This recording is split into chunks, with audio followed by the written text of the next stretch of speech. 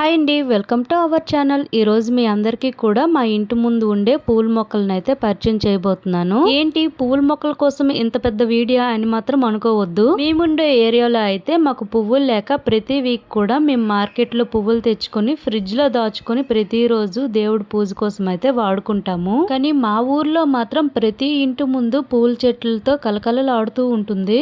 అలానే ఏ పూజలైనా వ్రతాలైనా సరే మేమైతే పువ్వులు కొనవసరమే లేదు. మీకు చూస్తేనే అర్థమై ఉంటుంది. ఇక్కడ ఈ వైట్ పువ్వుల మొక్కలు చూసినట్లయితే ఈ పువ్వులు అయితే చాలా అందంగా ఉంటాయి. ఇవైతే శివునికి చాలా ప్రీతికరమైన పువ్వులు అనేసి అంటారు.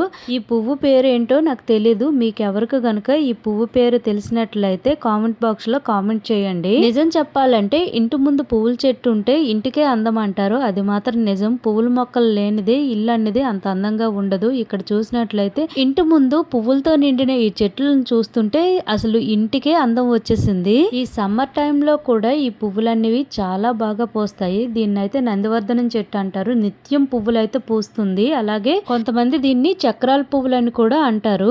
ఇంకొంచెం ముందుకు వెళ్తే ఇక్కడ పింక్ కలర్ పువ్వులు ఉంటాయి. ఇవైతే గులాబీ పువ్వుల్లా చాలా అందంగా ఉంటాయి. గుత్తు గుత్తుల పువ్వులు అయితే ఇవి పూస్తాయి. చిన్నప్పటి నుంచి నాకైతే పువ్వుల మొక్కలు పెంచడం అనేది చాలా ఇష్టం. కానీ మేము ఉండే ఏరియాలో అయితే మొక్కలు పెంచడానికి వీలు కాదు. కానీ అడ్జస్ట్ చేస్తూ కొంచెం అలా కొంచెం చిన్న చిన్న మొక్కలను అయితే పెంచుతున్నాను.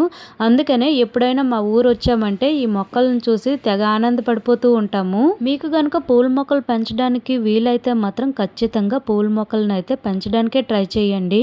మీకు కనుక ఈ వీడియో నచ్చినట్లయితే లైక్ చేయండి, షేర్ చేయండి, సబ్స్క్రైబ్ చేసుకోండి. మరికొన్ని వీడియోలతో మళ్ళీ కలుద్దాం. Thank you for watching.